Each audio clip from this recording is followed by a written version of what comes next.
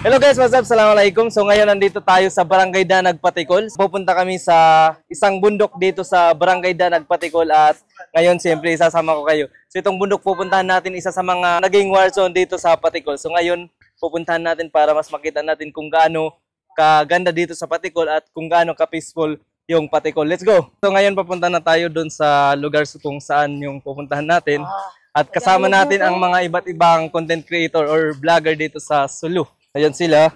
Si Toto Bars, Benjamin, si Dams, ito Pusong, The Team, Bunjukup, and Nina Dayang. May mga balita na naman lumalabas. Nami-mention yung pangalan ng Sulu sa mga TV news. Kung saan pinapalabas yung Sulu ay ang taguan na naman ng mga rebelde.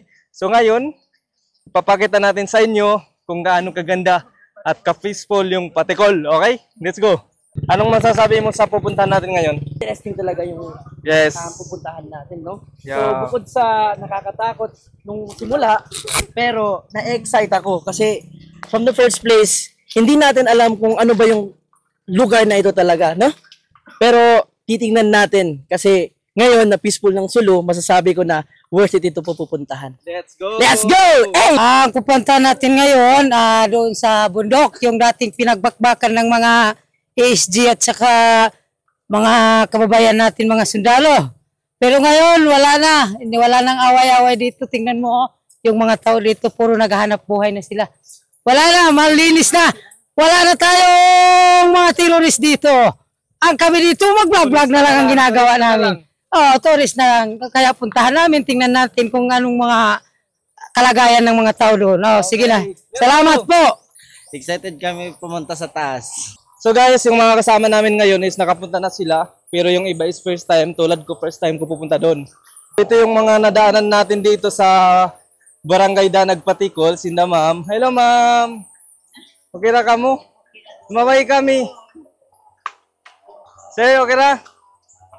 So nag-harvest sila ng kahawa dito sa Barangay Danag.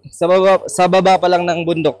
So ganon yung makikita natin dito. Nagtatrabaho sila. Wala nang makikita natin dito terrorist. Ang makikita na lang natin is turista. Kaya ngayon, susubukan namin ipapakita sa inyo sa buong Pilipinas kung gaano kaganda yung Patikol. At siya yung mag-guide sa atin. Siya yung taga dito. Siya ang commander Anong dito. masasabi mo sa pagpunta namin ngayon? Maraming salamat sa inyong lahat. Hindi ko akalain na ganito karami ang mga kasama. So dadalhin ko kayo doon sa taas ng bukid. Ipakita ko sa inyo kung gaano kaganda ang mga halaman doon. Mayroon siyang makakain. Buko lahat mayroon. Okay, let's go. Let's go! Marami daw nakakain doon sa ibabaw ng bundok, sa taas ng bundok. So, yun. Punta na natin. Let's go. For the first time na pupunta ako dito, titignan ko kung ano talaga yung may mga haka-haka kasi na negatibo. Pero ngayon titignan ko kung gaano totoo ba yung sinasabi nila o hindi. Malalaman natin yan mamaya. Tama. Ngayon guys, nandito na tayo kung saan dito sa bandang lugar na to na nagkaroon ng bakbakan. So dito daw, nagkaposisyon yung mga sundalo. Doon sa bundok yung mga ASG. So ngayon, nandito na tayo. Ito yung mga bakas ng bala.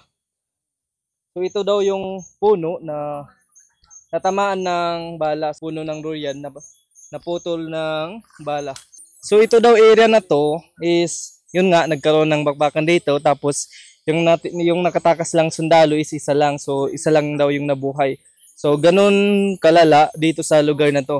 Dito daw dati walang dumadaan na mga tao.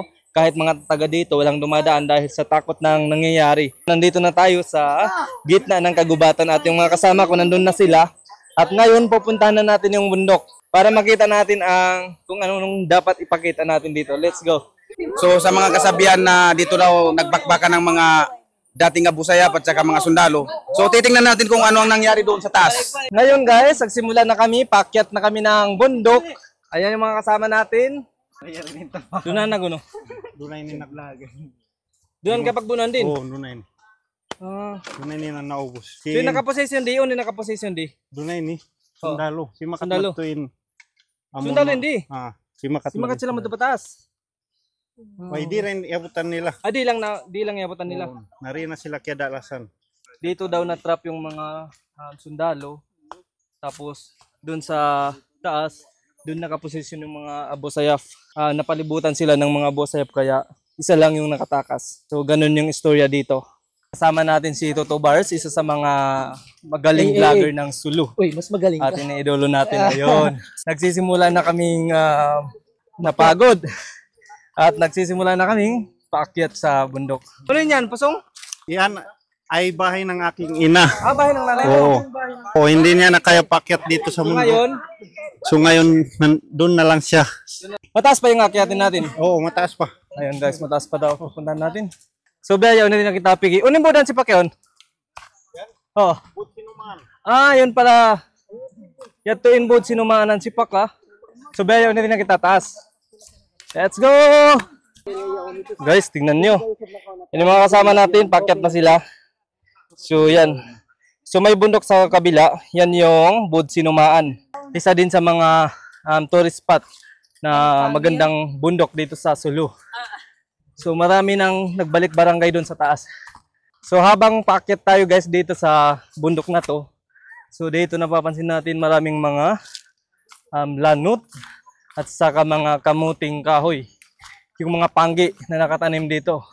So ngayon is pinagtataniman na ng panggi itong bundok. So ginagarden na nila. So ibig sabihin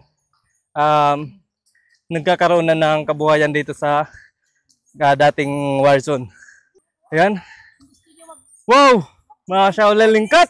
So, yun yung Buddanag. So, sa Barangay Danag. So, ngayon nandito pa rin tayo sa Barangay Danag. So, yung bundok na pupuntahan natin, kung saan nandito tayo ngayon is tinatawag na Budlubong. Kaya? Wow. Ay, yari ka muri! Assalamualaikum! Alhamdulillah guys, nandito na tayo sa ibabaw ng Budlubong. Alhamdulillah. So may bahay dito. So dito tayo mag-i-stay ngayon at dito tayo magluluto. Dito tayo kakain, dito magpapahinga lahat. Okay. Dara na kuri. Magtibaw sin pangyan uminak ko. Ayan guys, so may pananim na sila dito sa taas. So yung bahay na to sa inyo. Yung bahay na ito sa aking amain. Dito siya nakatira. Or Kasi dito kapag hindi ka mag-stay dito yung mga unggoy, inbilook, ulukon sinamo, ang kanadyakan din di sinamon ko. So, alhamdulillah, diyakan niya rin di inlahing niya, di matuna. Kampit na siya sinlahing niya rin. Wala na unggoy. So may unggoy pa. May unggoy pa isa. Yung isa. Toto Bars, anong masasabi mo ngayon nandito ka na sa taas? Nakonquer na natin yung Budlubong, alhamdulillah, and makikita natin yung mga magagandang mga view, no? Dito sa Budlubong. Yung problema lang natin, hindi natin nadala yung drone. Sayang nga lang talaga, hindi natin makikita yung aerial shots nito. Pero worth it naman. Nandito tayo lahat na nakikipagsalo-salo, and isa lang yung masasabi ko, worth it talaga yung pagpunta dito sa taas. Yes. Sa view pa lang guys, panalo na. So tingnan nyo naman, ang ganda ng view. So makikita natin dito sa taas yung mga iba't ibang bundok. Ayan.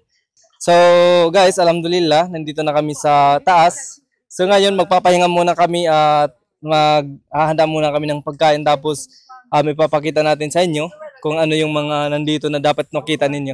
May dala kami mga pagkain. Ayan. So pinaghandaan namin yung pagpunta namin dito. Nagbili kami ng mga isda, mga drinks, mga tubig at ibang mga pagkain. Ayan. Tapos tingnan nyo, ang ganda ng view. Wow. Yung mga sili nila nakatanim dito. Ayan. So meron ng mga hinog. So ito yung una naming kinuha is kamuting kahoy para makapaghanda tayo ng pagkain. So ganito kayaman yung mga taga-Patikon. Hindi mo na kailangan bilhin dahil marami silang ditong mga pananim.